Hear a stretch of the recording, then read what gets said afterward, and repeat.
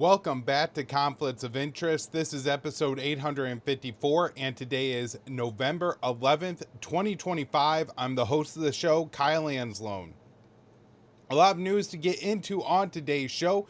Want to jump right into it after I mention a few things. First off, follow me on X. That's where I publish all the articles I write and all the shows I do, whether that's the Conflicts of Interest, the Kyle Anzalone Show, my articles at antiwar.com, the Libertarian Institute, or judgenap.com can all be found on my Twitter handle at Kyle Anzalone_. Additionally, you can follow and subscribe to the Kyle Anzalone Show is the first link at the top of the show notes page. Very excited about the interview I have coming up today.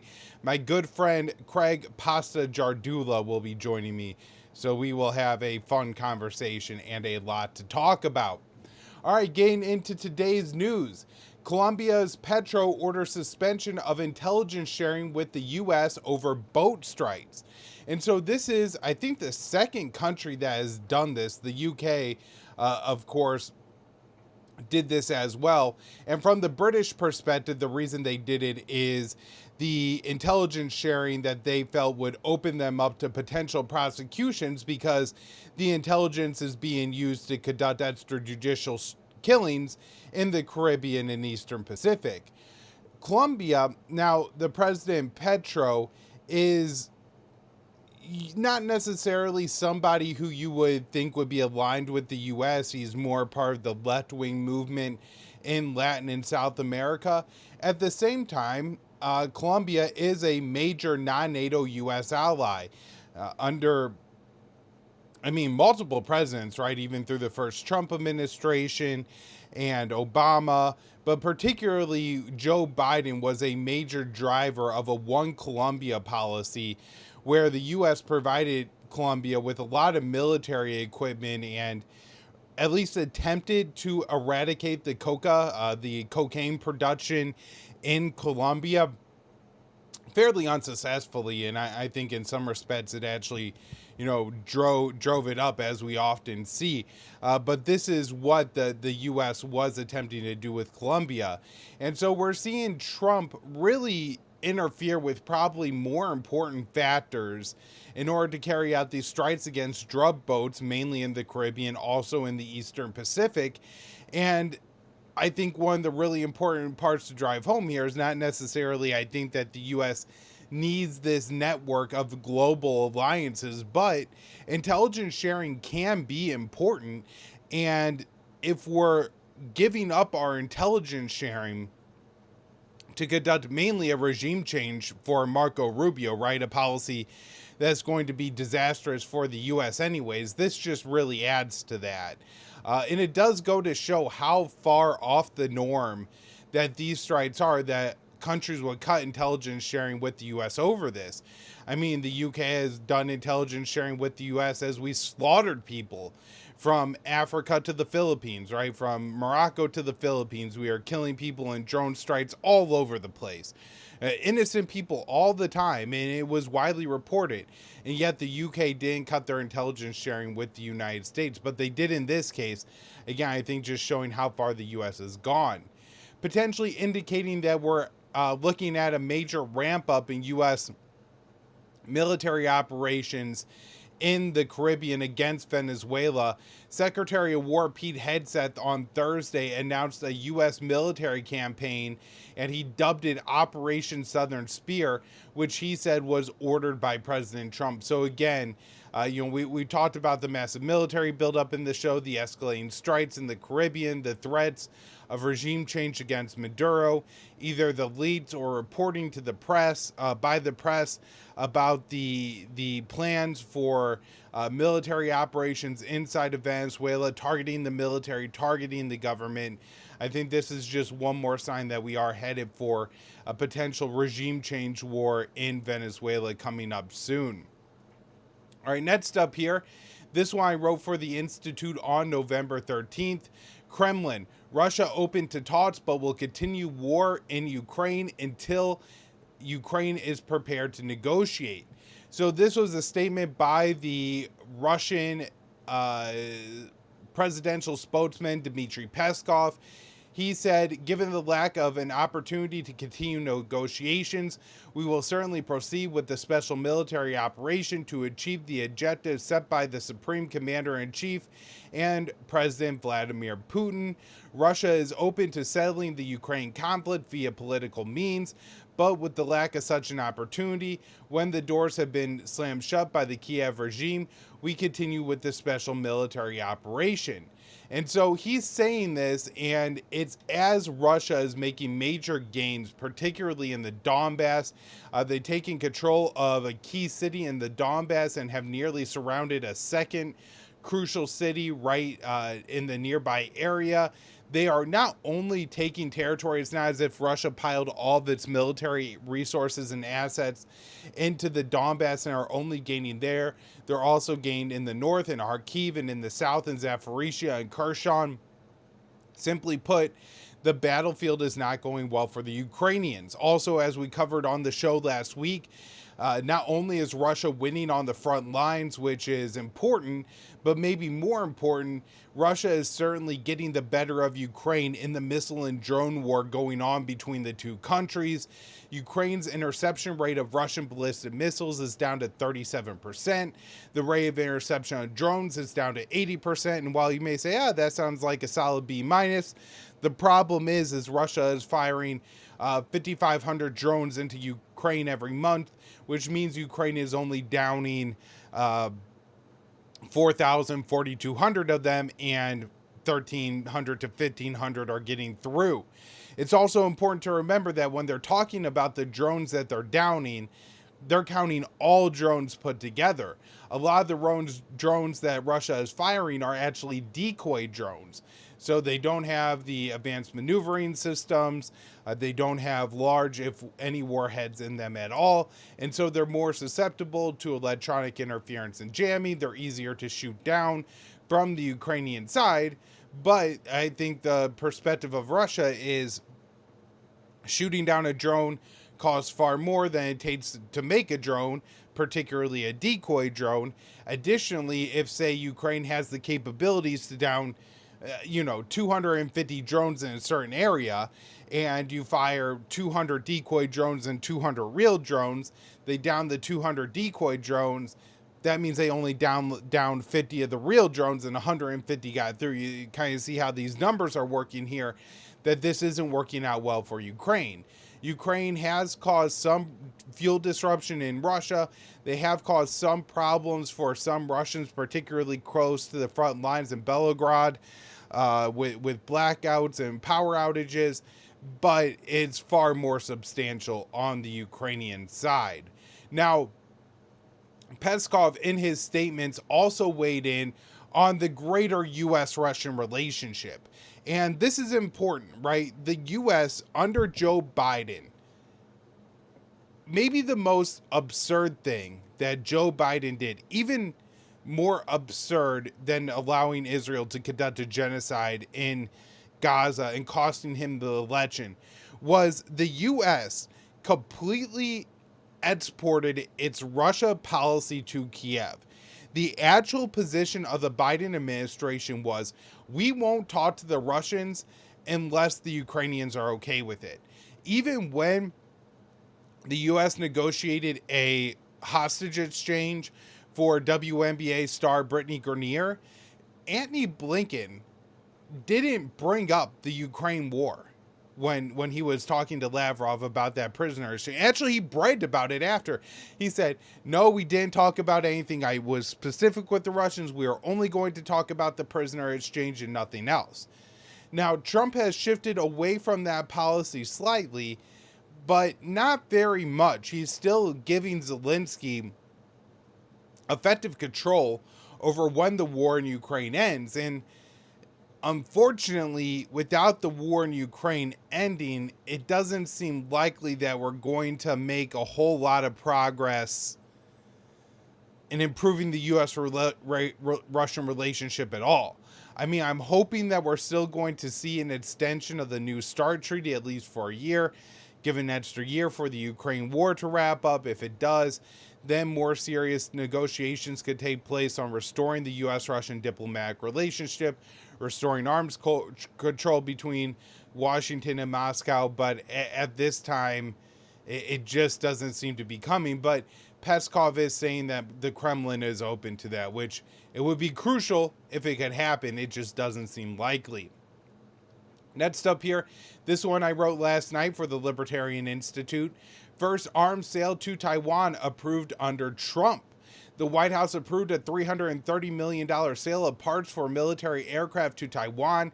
It is the first time that President Donald Trump has signed off on a weapons sale to Taipei since returning to the Oval Office.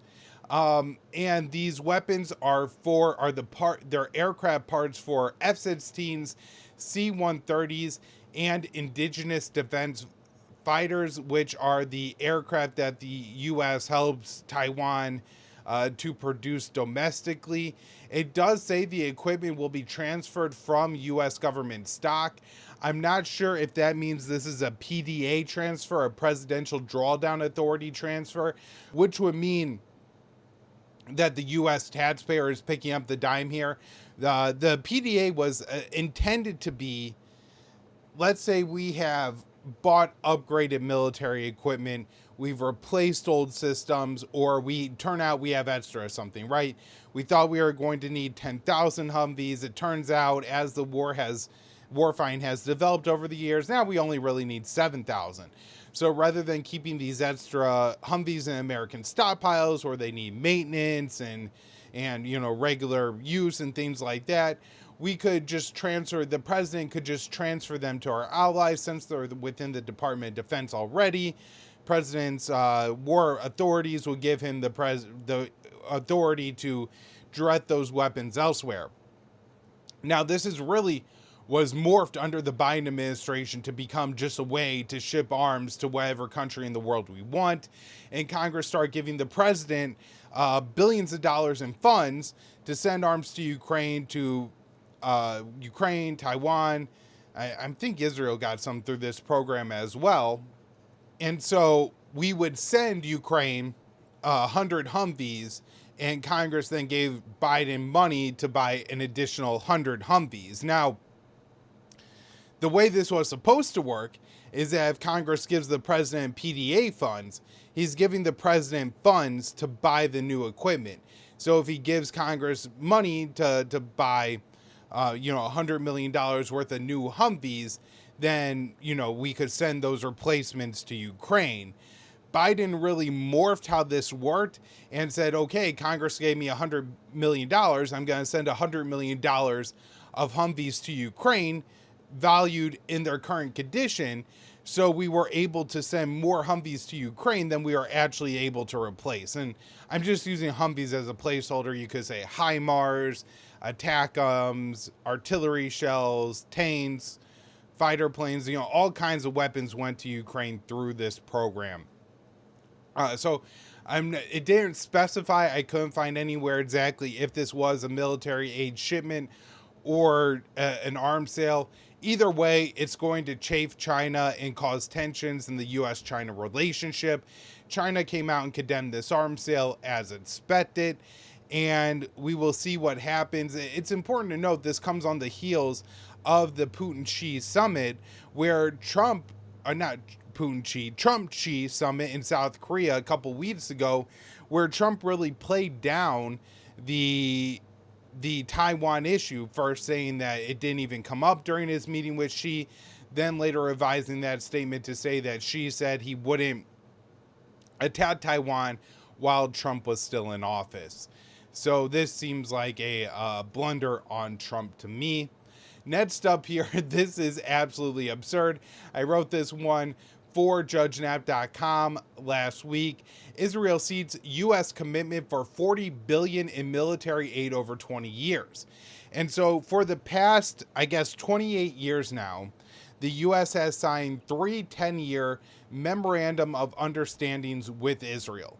And while this I don't think is ever a binding law, it essentially works as a binding law in the United States, where we are agreeing to give Israel X number of billions of dollars in military aid every year. I think this started off in the 80s at under $2 billion. The second deal, the second memorandum of understanding, pushed that to maybe starting in the 90s. The second memorandum of understanding pushed it over 2. Obama signed one that was just under 4, and that one it was signed in 2016, but it runs from 2018 until 2028. And now Trump is negotiating the next one with Israel. So Israel, Tel Aviv, Benjamin Netanyahu, they see the writing on the wall in the United States. Younger Americans are not supportive of Israel, and in multiple elections now, we've seen Israel actually be a hinge issue for voters, where if you look at the voters who turned out for Joe Biden in 2020 and then didn't turn out for Kamala Harris in 2024, one of the major issues, the top issue, was the genocide in Gaza and Harris refusing to break from Biden. If you look at the mayoral race in New York City, a lot of other issues on the table there, but the Andrew Cuomo campaign really decided to make it about the Israel issue and really try to, and there were a lot of spears that Madani is a Islamist, a jihadist, he is anti-Semitic, he's anti-Israel, and they really tried to make this a core issue, and it was an own goal, right? The people of New York City don't want their leader, the leader of their city, to be Israel first. They want that person to be New York City first, right? And when Cuomo said this guy isn't Israel first enough, the voters said, oh, well, then I'm going to vote for him, right? So we're seeing time and time again Israel play out as a major factor in American elections. And with Israel certainly having an understanding of this, being able to read the same pollings that all of us here are in the United States, my guess is Netanyahu wants to lock the U.S. in to basically be giving Israel over $4 billion in military aid to 2048, essentially halfway through this century. He wants a guarantee that the U.S. money is going to keep flowing. Absolutely absurd numbers that we're talking about here. So, of course, this is the ultimate Israel first policy that we are going to commit for decades to give another country billions of dollars. I mean, there's only 10 million people in Israel, and we're going to guarantee to give them $40 billion. It's absolutely unnecessary, unwarranted, and is just a clear definition of an Israel first policy. Hopefully Trump doesn't go for this, but I'm sure that he will. All right, next up here. While this is happening, oh, you know what? I actually want to do this next story first. Let's go to this one here. I wrote this one for the Institute on November 16th. Tel Aviv is pressuring the White House to condition the sale of F-35s to Saudi Arabia on joining the Abraham Accords. And so once again, Tel Aviv, for some reason, gets to dictate policy to the U.S. While I'm not for selling F-35s to Saudi Arabia, I want to look at this from the perspective of the administration, who wants to go around the world making deals that are supposed to be for Americans, right? Or even for the Trump administration and for, his donors and the people around him. The sale of the F-35s to Saudi Arabia would accomplish that in the mind of the administration. I'm not saying selling F-35s to Saudi Arabia is good for Americans, is good for the American economy. I'm saying that Donald Trump and the people around him believe that. And rather than just saying, this is what's best for America, this is what I want to do, this is my policy, Trump is likely going to cave to Israel, as we saw the first time the Abraham Accords were negotiated, and tell the Saudis that if they want these F-35s, they're going to have to join the Abraham Accords and normalize relations with Israel.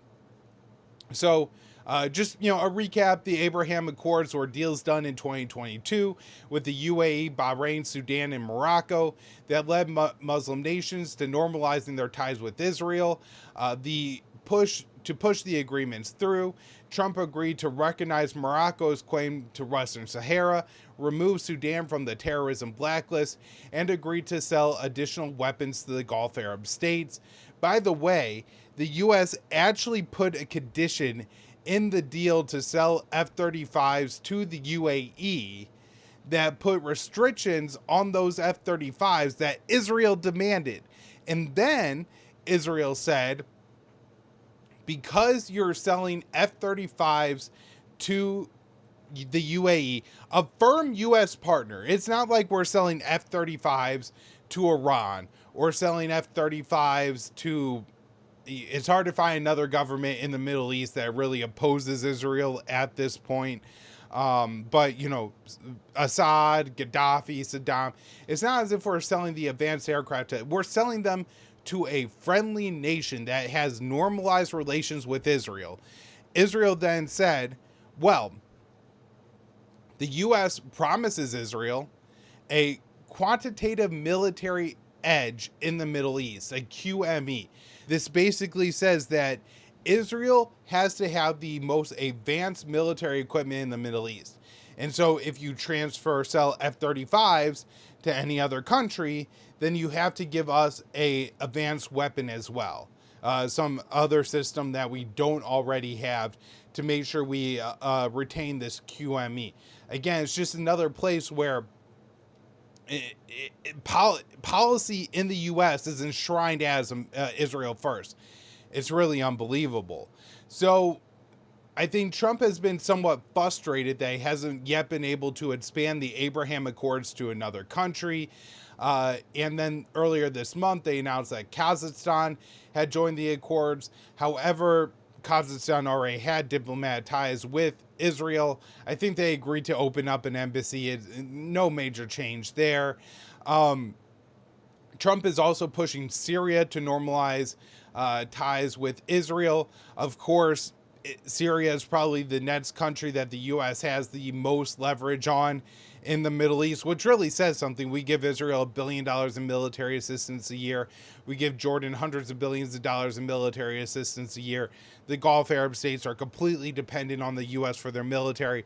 But Abu Mohammed al-Jilani, or as he prefers to now go by, Ahmed al-Shara, was on the U.S. drone strike list at one point, and so I'm sure he's terrified that the U.S. could drop a bomb on his presidential palace at any time. Syria is not a real state at this point. The Kurds and the U.S. occupy a third of Syria. Turkey occupies northern parts of Syria.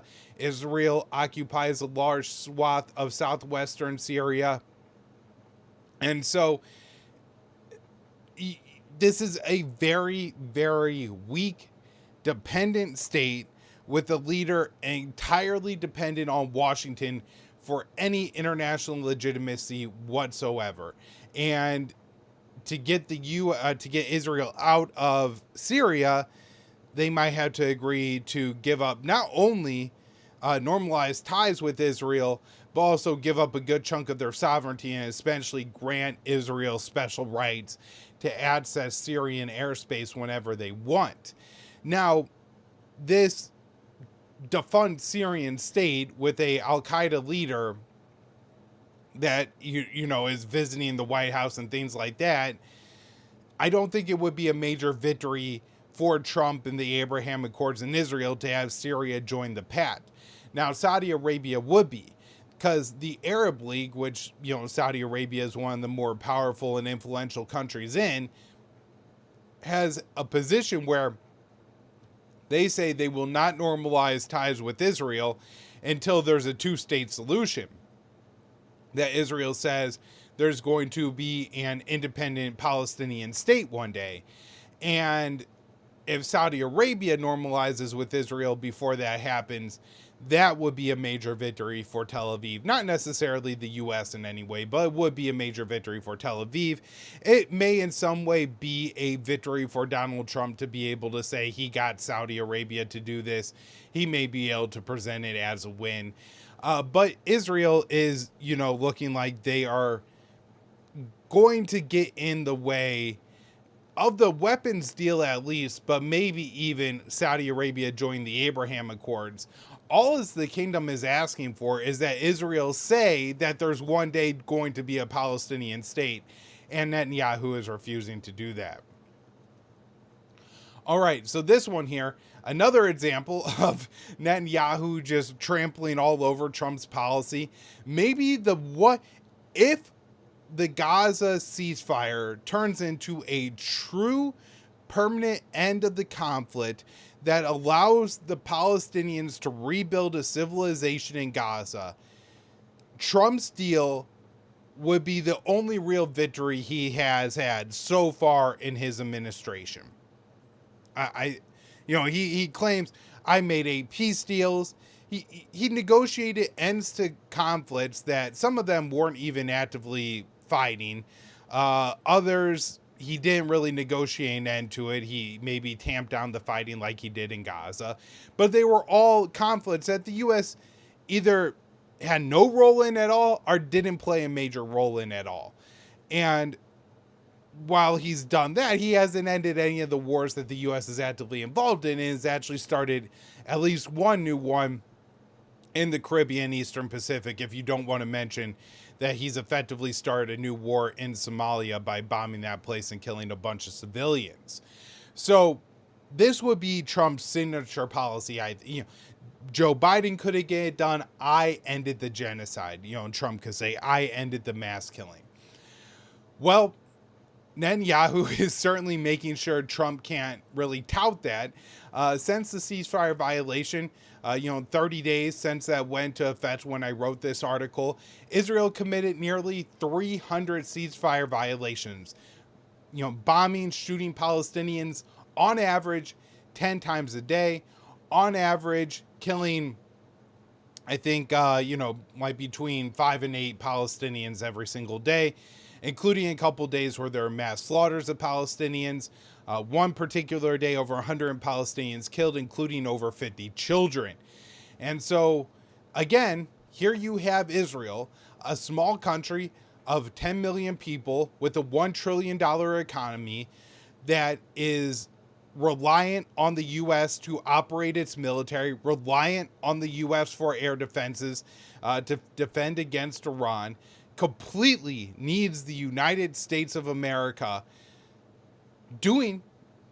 committing a policy that is distinctly not in the interest of the United States, and almost more baffling, directly against the interest of President Donald Trump himself. And it's crazy that you have a man who, in many respects, is a narcissist, and he is allowing Netanyahu to trample on his victories day after day after day after day. All right, so gotta talk about the West Bank again. Israeli forces killed 2 Palestinian children. Settlers burned mosque in the West Bank. This just happened on a single day, and this story represents what is happening every single day in the West Bank, where you have 2 things going on. You have the Israeli military, the IDF, conducting raids, and they're constantly conducting raids. And these raids are not, one night the troops roll in, they raid 3 or 4 houses, and then they leave. They're shutting down entire towns at a time. They're tearing up the roads. They're destroying the infrastructure. They're kicking Palestinians out of their home, taking over their homes. They're raiding dozens of houses in every single town, village, and city in the West Bank. They're pulling children out of their beds in the middle of the night. They're shooting people and killing people on these raids. When they shoot someone, they don't allow medics to come. They don't allow the family to come. In one case, right there, this is insane. They had a Palestinian civilian shot, bleeding out, entirely savable. I think it was somebody shot in the leg, and the ambulance arrived. They're trying to provide care, and the IDF says this man can't leave because he doesn't have his identification. I mean, can you imagine if your father had a heart attack at a restaurant, forgot his wallet, and the police told the ambulance drivers, no, you can't take this man to the hospital because he doesn't have his ID, and tells the family members, no, you can't go get that ID, bring it back, and then he could have his ID, go to the hospital, and he just dies on the gurney because Israel, or the police in the scenario, said he didn't have his ID, so he couldn't travel. I mean, this is an insane level of apartheid authoritarianism that Israel has leveled on the Palestinians in the West Bank. And so you have that aspect of it going on. Even more nefarious is they're just letting violent Israeli settlers run rampant, just killing Palestinians, burning their homes, destroying their olive trees, assaulting Palestinians as they're trying to pit their olives or tend their sheep. I saw a video last week where Israeli settlers went in and there were sheep in a pen and they just beat them. Just like took sticks and took cinder blots and beat and killed just little sheep. It's unfathomable how radicalized the Israeli settlers in the West Bank have become, that, you know, they're willing to go out to their neighbors and burn down their homes, terrorize their children, kill their livestock, destroy their crops, to do that to your neighbor. It's just really an unimaginable level of dehumanization. And so the whole point of this policy, why Israel allows these settlers to run rampant, why they're conducting all these raids, destroying all these Palestinian homes, is to drive the Palestinians out of the West Bank. Bezalel Smotrich, who is the de facto governor of the West Bank, this man has the authority to revoke anybody's property rights in the West Bank. Even if you can prove through legal documentation that your family have been on a plot of land for centuries, Bezalel Smotrich, one man, can say, doesn't matter, I'm going to give your house to an Israeli. And it happens. It happens. This is all part of Israel annexing the West Bank. And Bezalel Smotrich, as he said, Palestinians will be given the choice of leaving, subjugation, or death. That's what Israel wants in the West Bank. All right, quick story here on Iran. The Iranian foreign minister made some interesting comments, and I think he was attempting to leave the door open for diplomacy with the U.S. And so he said that Iran is not currently enriching uranium because all their uranium enrichment facilities were damaged or destroyed by Israel or the U.S. during the war in June. Now, Iran has said that they're working to rebuild these facilities and build them back stronger, but he's saying that we're not currently enriching uranium. He also said that Iran is still willing to enter into talks with the U.S. on the nuclear program, so long as, I think he said, Iran is treated with dignity and respect, and the U.S. drops its maximalist demands. It's I'm trying to say that Iran, I think, is trying to send a message to Washington like, hey, adopt a reasonable position and we could talk. I don't think the U.S. is going to adopt that reasonable position. The Iranian foreign minister said, again, just doubling down on Iran's position, that they're not going to give up their nuclear enrichment capabilities. Last up here, Israeli tank fires on UN peacekeepers in Lebanon. This is something that happens time and time again, maybe not weekly, certainly monthly over, I guess it's been about 13 or 14 months since Israel invaded southern Lebanon, where an Israeli bulldozer destroys outposts of a UN peacekeeper. They fire tear gas on peacekeepers. The drones are dropping grenades on peacekeepers. I don't think any peacekeepers have been killed yet by Israel. There have been a small number of, I think, relatively minor injuries.